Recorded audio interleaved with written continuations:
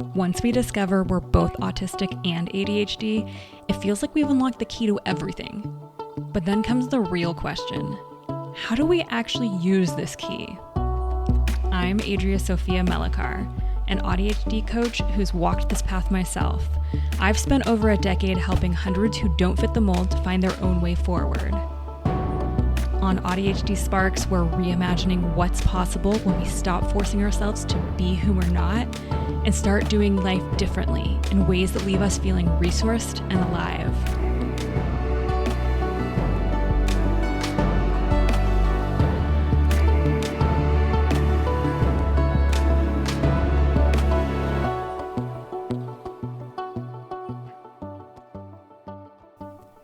All right, welcome back to AuDHD Sparks. I'm your host, Adria, and I want to pick up where I left off with a story that I told last episode about that intense client schedule time and the moment that I had the aha that I was headed for burnout, that tipping point, the burnout tipping point. And so what did I do next? That is what this episode is all about. It's not about recovery from full-blown burnout. Like, we can definitely dig into that in another episode because I have a lot to say about that, a lot of experience with that in recovery. But this is instead about that. How do we pull ourselves back from the brink, from the edge, from the tipping point? This is the follow-up to episode 14 where we talked about how do we know if we're even at a tipping point? How do we start to recognize these things? Because I think this is part of getting out of the burnout cycle, right? Like in our lives, if we feel like we're always cycling into another burnout, we finally get out of it, we go back in. So these two episodes together are kind of like that. Okay, how do I recognize if I've hit that tipping point, and how do I pull myself back from the edge? Okay, so that being said, let's dig in. And I also want to say too, before I jump into this episode, after this episode, we've got a couple more before we go into our winter, or at least Northern Hemisphere winter season break. So I just wanted to give you that heads up ahead of time. But we've got a couple more good ones before we get there. Okay, so back to that moment that I realized that I was at a turning point, which could go either way based on what I did next. So what did I do to pull myself back from the edge? Okay, so first, I really had to be honest about what I had taken on and recognize that, okay, so I was juggling 12 client sessions a week for my contract role, and all of those being one-offs with new people who were coming into the organization and wanted to get messaging sessions. And so since each one was with a new person, they all required some level of masking, some level of like uncertainty, unknown, and often some navigation. If there was resistance or if there was, it wasn't just a cut and dry strategic session. And plus, a couple of my own private clients, now that I was bringing my own work back in and layering it on top of like the stability work I had put together through burnout recovery, and also building a podcast with weekly recording and show note creation and like all of the moving parts, editing, all the things that went along with that, which you'd be surprised what goes along with a podcast. And so really it was like context switching between each of these different focuses. And then there was house projects that I had for this intergenerational setup that I've been creating this, that finally came into being at the beginning of this year. And I've been, all the projects putting in place so that this can really work for us sensory wise and everything. So it was like those things, even if I was paused on them, they had this constant background mental load, like holding space, open loops. And then perimenopause. And then, at the time, like also, of course, then I went on my period, and like all those things adding like extra fatigue, making it even a little bit more trickier. And then there was the money consideration. So I had reduced expenses that I reduced what expenses I had in order to kind of like be able to cut back on the amount of income I needed to bring in, kind of finding this balance here by doing the intergenerational living setup where we had, essentially like two families in one household so we could share expenses and, all the other things I had done. But still, my pattern had been that during the busy months of my contract role, I rose to that and kind of took on more clients, had more open spots to kind of flux with that higher demand so I could take on more sessions and bring in more income to buffer the slower months where my income would drastically drop. And so it kind of was this balancing act through the year, which I think is a business owner balancing act often, at least for my type of business. And I had just hit my goal for the amount of buffer I wanted in my business account, and opening the extra client spots over the next month during this busy time would bring in an additional like $800 or so. And really also at the same time, my real goal was to shift back to my own private practice. Like I had before my major burnout. I'm still in that process of like shifting things back more so that more of my energy is going to my own clients and my own, work, this podcast, the things I want to do supporting AuDHDers, and less of like contract stability role that I brought in for burnout recovery. And so like, that I knew that was my long game. And I knew that if I was able to shift more of my energy back towards my own work and reserve bandwidth for taking on more new private clients, in the long run, that would be better. But as a business owner with fluctuating capacity and thus kind of unstable income for, the past 12 or so years, I know that feeling of floating myself. And I know that feeling of the roller coaster income wise, and then dipping down into the red and then draining savings as I do that. And then it happening again and again. And that's been like some of my instability experience over the past decade or so in business as a spoonie, like as someone who has fluctuating capacity and doesn't have like the, really large capacity that maybe some others have. And so I knew I had kind of been burned by that before, enough that I didn't have blind hope that it needed to feel strategic, that it needed to feel different. And at the same time, I knew what it meant to go into burnout. Like if I let myself get there, I knew what that meant. And like that means really not having a lot of spoons to be able to make money or anything like that, to support myself, to not be able to do anything. And so, yeah, like I knew at the same time as all of those pieces that I couldn't think my way into the right choice. That was a recipe for being even more burnt out, trying to get it right, trying to think my way through. It's just so much pressure and so heavy. And it doesn't necessarily always get me where I really truly want to go. I knew that I needed to just follow sparks. And so the first spark was knowing that in that moment, I was at a burnout tipping point and I needed to stop the bleeding. Like I needed to do emergency management triage. Like that was the first spark. I was like, okay, we have this awareness. Let's deal with this first. And then we can see what the next step is once we've gotten past this, because maybe we can't know yet what the next step is. I think that's often something that I'm sharing with clients, is this recognition of sometimes when we're trying to figure out like what the right course of action is, or what things need to look like, even how we need to structure our ecosystems or what it might be, like maybe sometimes that feels really hard because it's not time for us to know yet. It's not something we can know yet. There's sparks that need to be followed until we can get to the point where it is clear for us. And it's so that no amount of forcing is going to make it clear. It'll just make it really hard for us, a lot of work for us, without being able to have the actual answer. Okay, so back on track with what I was sharing.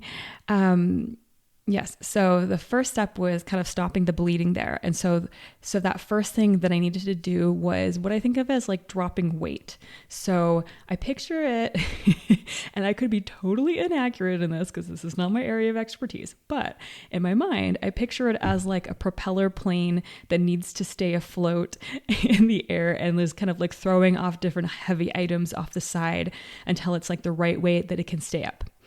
Or maybe like bailing water out of a sinking boat.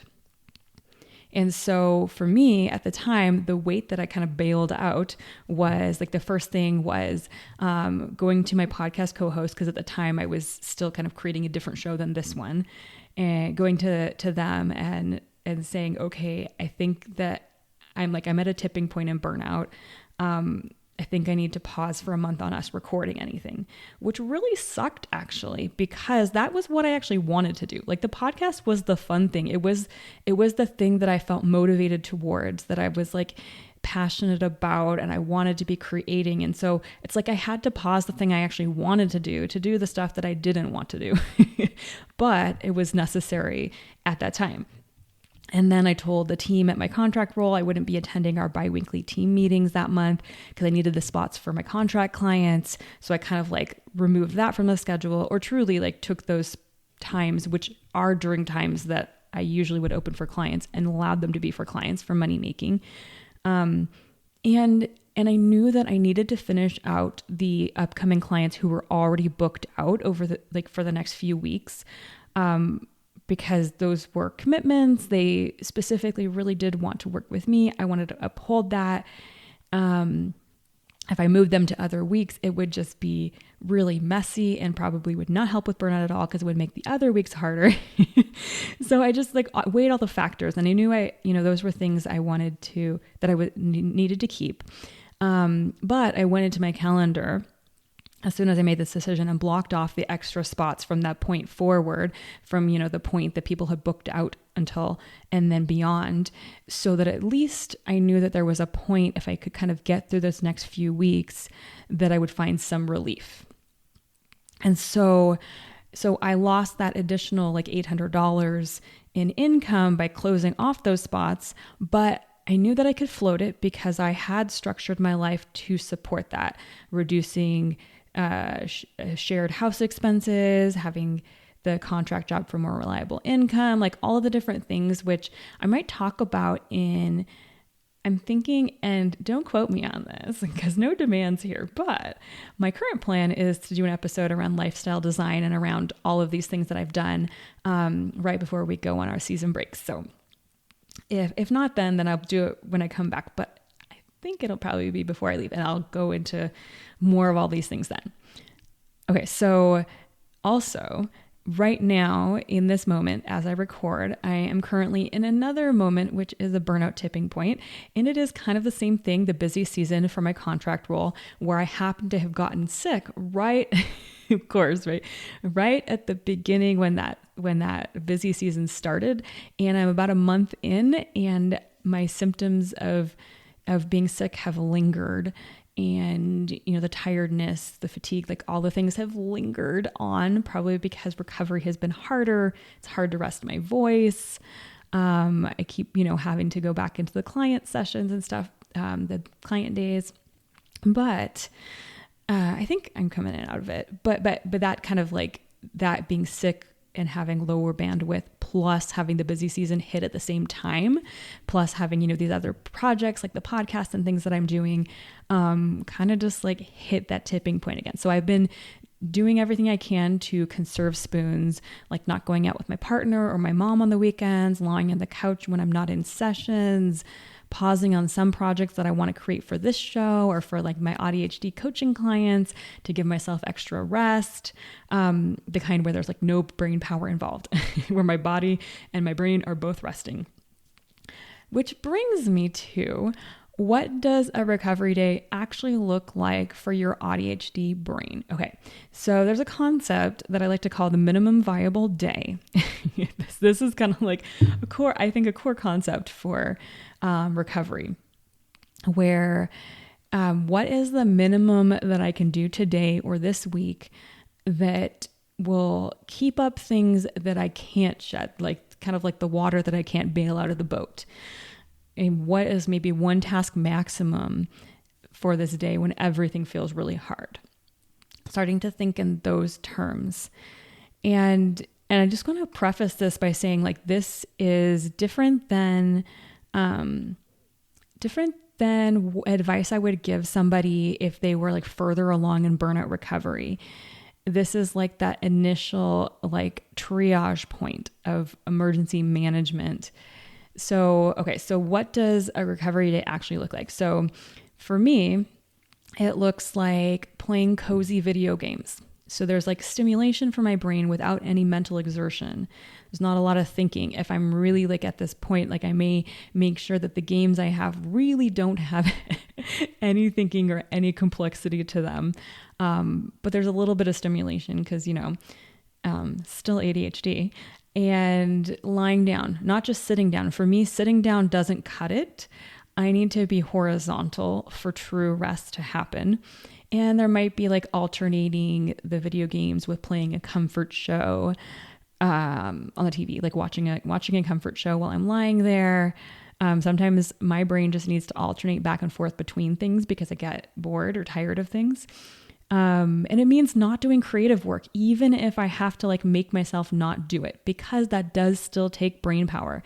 Even if it's something I really want to do and I feel excited about and I get a spark and I want to go down the rabbit hole around, because I know that when I go into a hyper focus, even though I'm excited, even though it's something fun, I come out feeling tired. So I know that there is some energy used.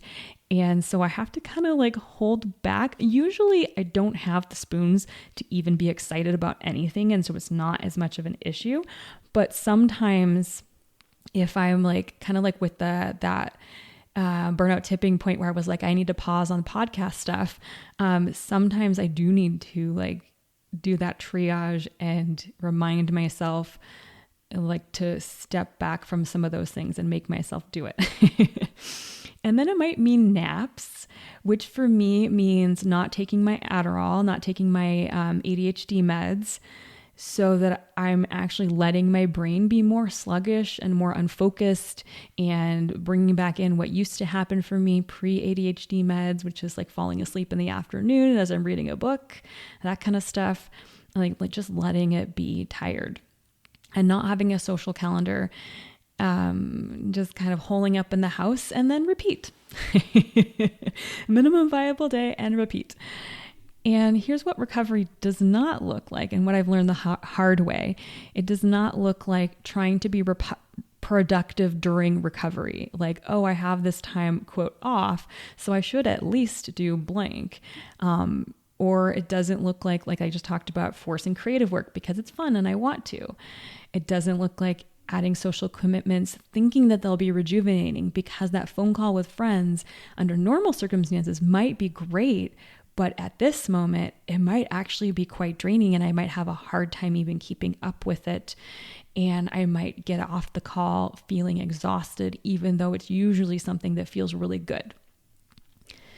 It also means not continuing commitments that cost energy, even if they're good for me. So for this recovery period, while I was kind of sick during the busy period for work, that meant that I paused on going to Pilates during that time. One, because I didn't have the lung capacity and I was like out of breath all the time when I tried to work out and stuff. But it's meant kind of pausing on Pilates because it was one thing on the list, and it took spoons.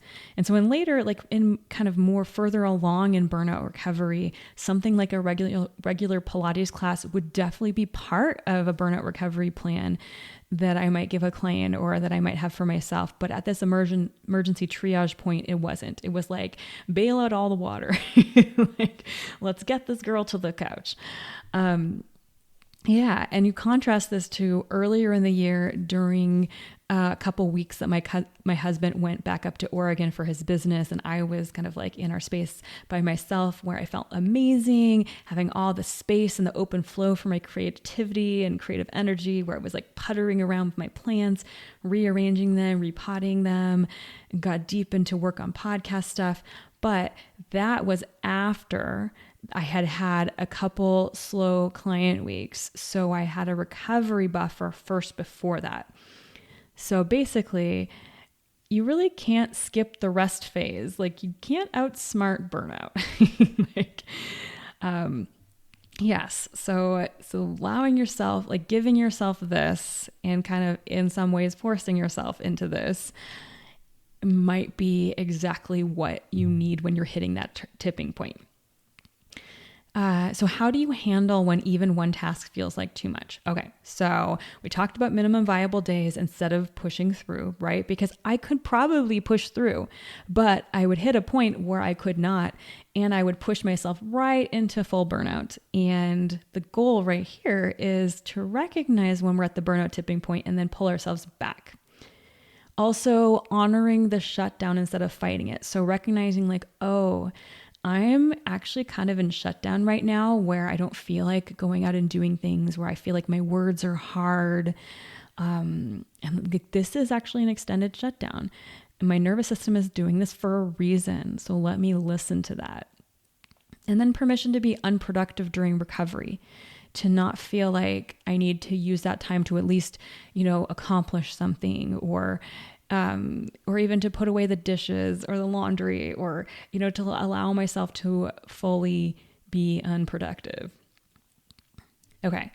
And I think during this time, I know you've heard me say it before if you've listened to some of these episodes, but starting to track what actually tips me into burnout territory versus what I can sustain. Like, what is my sweet spot? What is my danger zone? So for me at the time, my sweet spot that I was recognizing was 8 client sessions per week. That was like the full schedule that I could kind of maintain. It wasn't like my ideal schedule, but it's like something that I could keep doing without going into like full on burnout.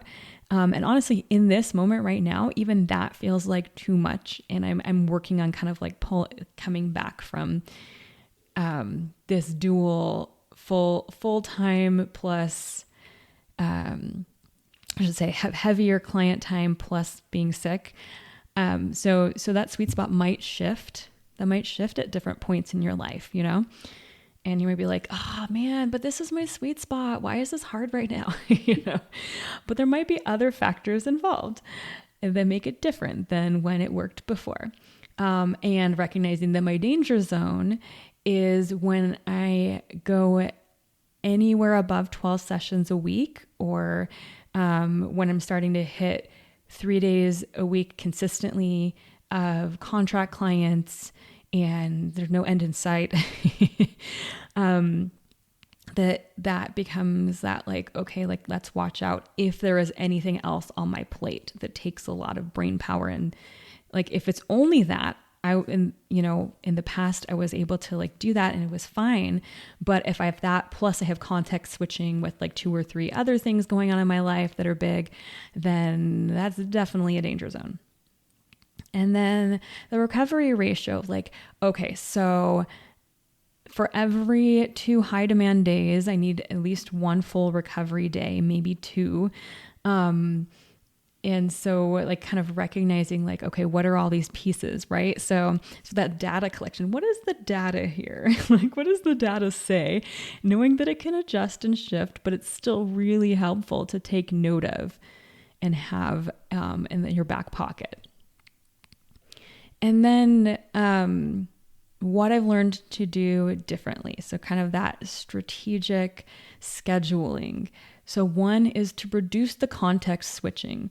So if I'm like with my contract client days, I did this a few years ago actually, but I do what I can to keep it into Wednesdays and Thursdays. So it's like contained. It's not scattered throughout the week. It's not scattered throughout the day either. I have set times, 10 a.m., 11 a.m., 1 p.m., 2 p.m. Those are my client times. 12 to 1 is the lunch break. And it's like I have that stability, cleanness, clearness where I know what things are. I'm not going to have things scattered. If I have a client like in the morning and then I have a break and I don't have one till the afternoon, that doesn't work so well for my energy. I need to have them blocked together like that, contained. And so I know that about myself. And that have that like reducing context switching by having that part of my work be on those days, so that the other days of the week, Tuesday is my podcast day, like I can kind of have and my private client day. And so I can kind of have like those things, minimal context switching. I can be all in on whatever it is I'm focusing on at that time.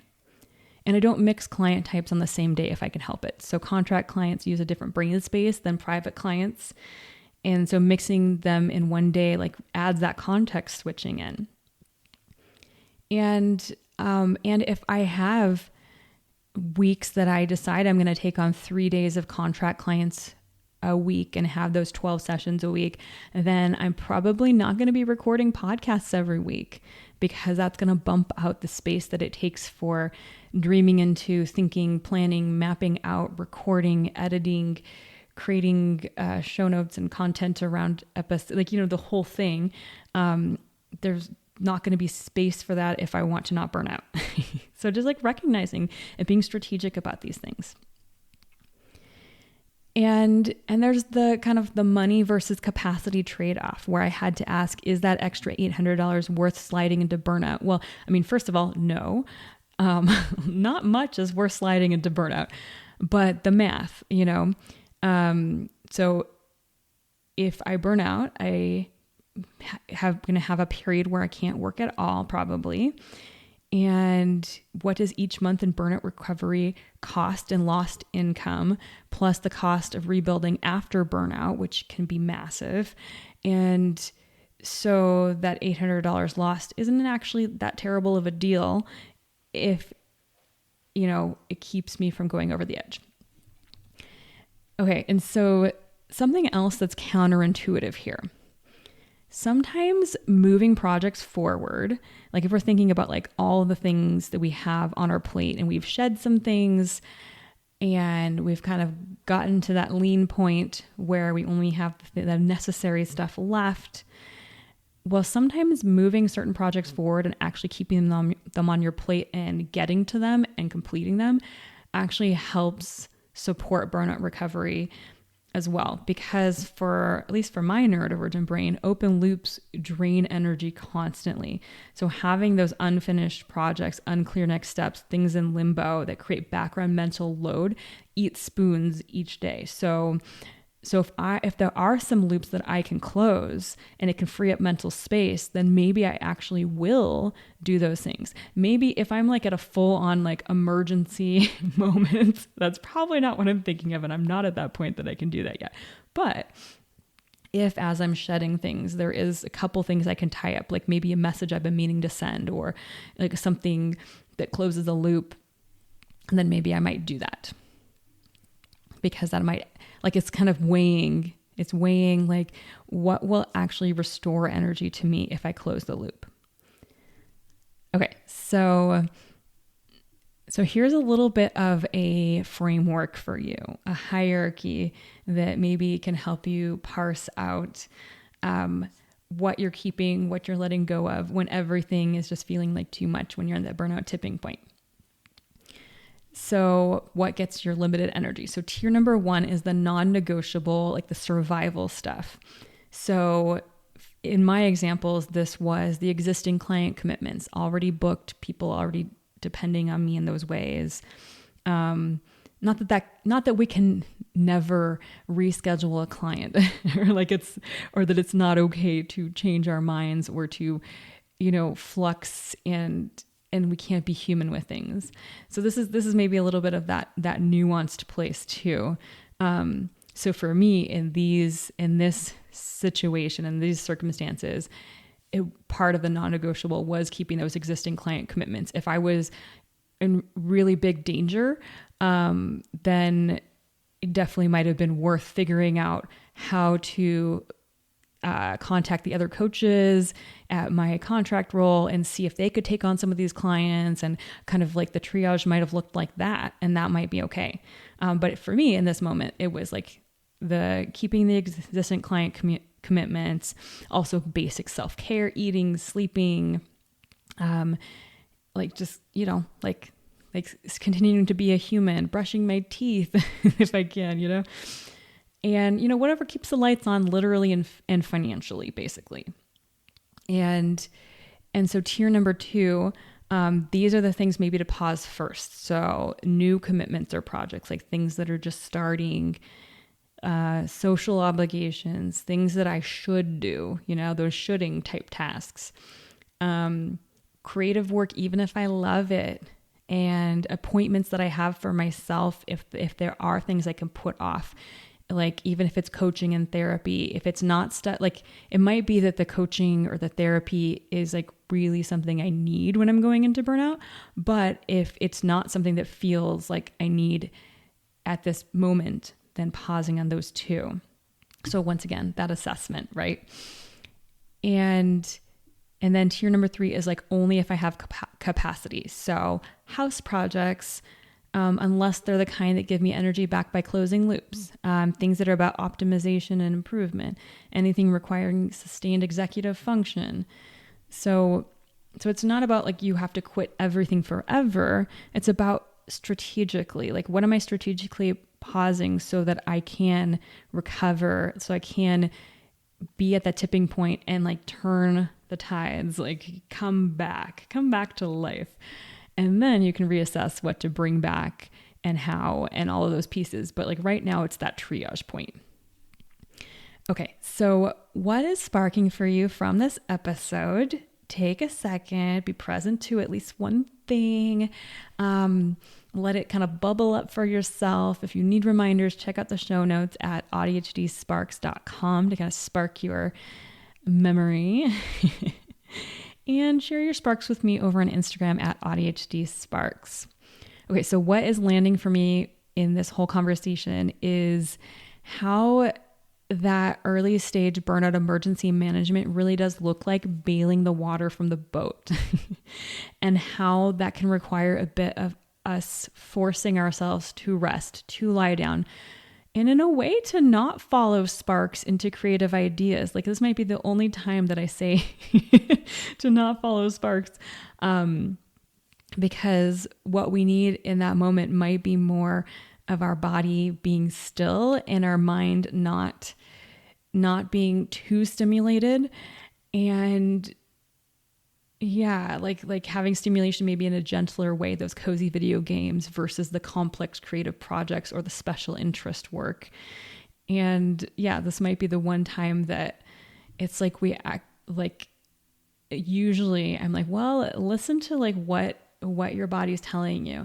And this actually is a moment where probably what your body is telling you and your nervous system is telling you is like, stop, but there might be things that like perk your impulsive interest that you want to follow, or like things that you feel excited about, like outings, occasions, stuff that's happening with your friends and family, and staying home might actually feel really bad, So yeah, this is like one of those times where it's like, sometimes we have to like not force ourselves, but just kind of pull ourselves back from things because we know that this is what we need in this moment. Okay, so that is this episode. Thanks for listening to this episode of AuDHD Sparks. We've got a couple more episodes before our winter break, like I said, and they're very good ones. If this episode helped you, share it with another AuDHDer. And you can, of course, find out more about what working with me as an AuDHD coach looks like over at adriasophia.com/AuDHD. All right, I'll talk to you in the next episode next week.